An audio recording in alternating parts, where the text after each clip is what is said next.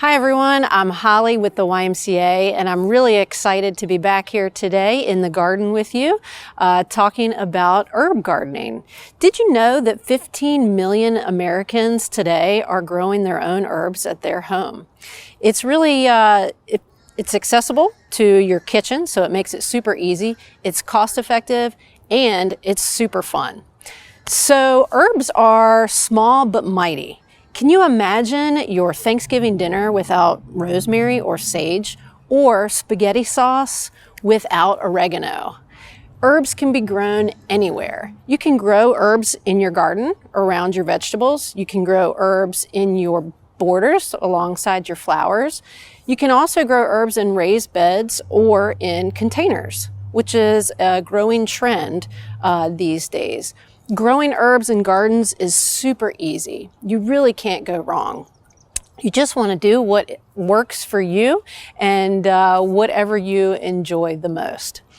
So one thing about your herb garden and your vegetable garden is you want to make sure that you're starting after the frosty temperatures have left our area or your area.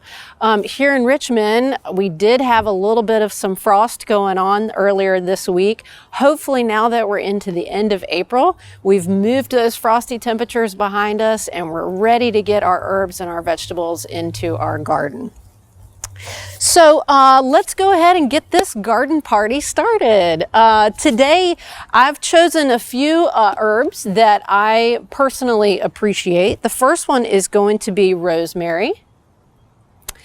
The second one here is mint. This is oregano. We have some cilantro here.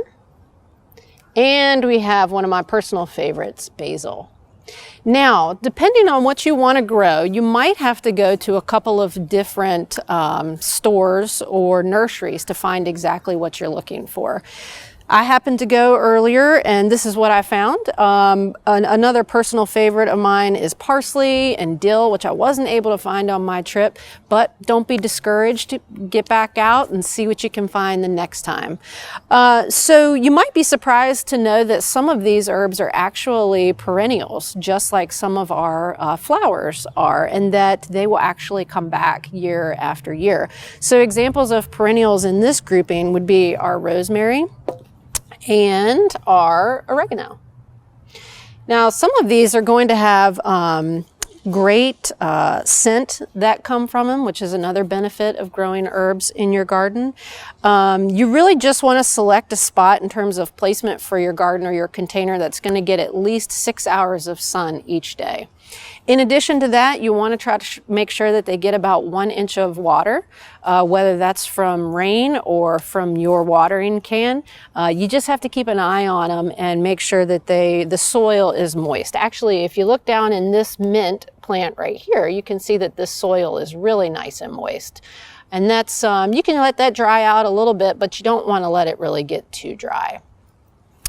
So, let's go ahead and get one of these into our pot. Now I will say, actually, I want to point out the difference between these two containers.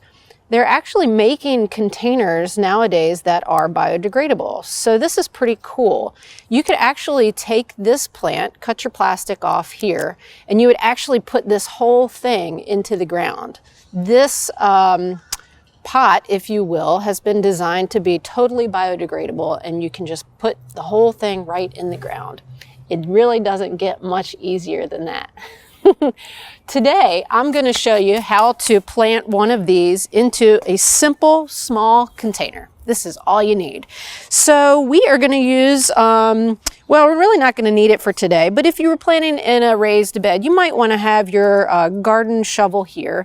And of course, we've got our trusty garden gloves, which I'm going to put on. And really never go outside in the yard or into the garden without my trusty garden gloves. And I really like the kind that Velcro because it keeps the mulch and the dirt from getting down inside of your gloves, which would ultimately become uncomfortable.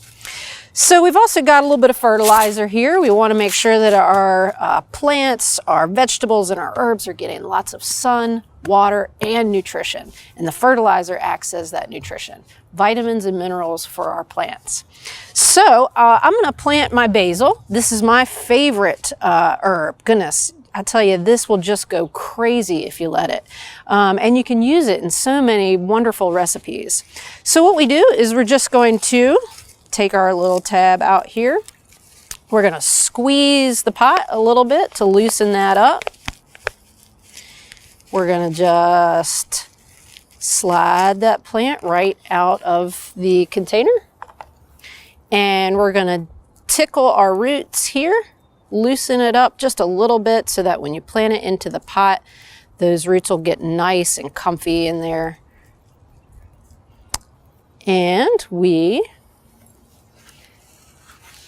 take the top off of our fertilizer.